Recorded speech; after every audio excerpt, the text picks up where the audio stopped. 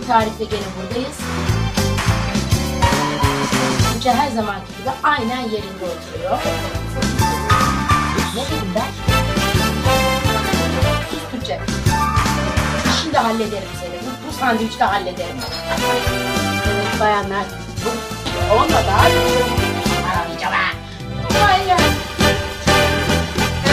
En baştan mı benim size? Aman iyi. Ay. Böyle bir şey yok ya.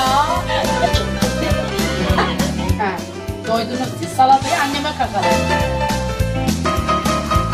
Düşürürsün tabii, ritmimi düşürdün. Evet, başlıyorsak başlayalım. Biraz daha yüksek koyayım mı? Hani bana da... Ben seni yükselteceğim şimdi.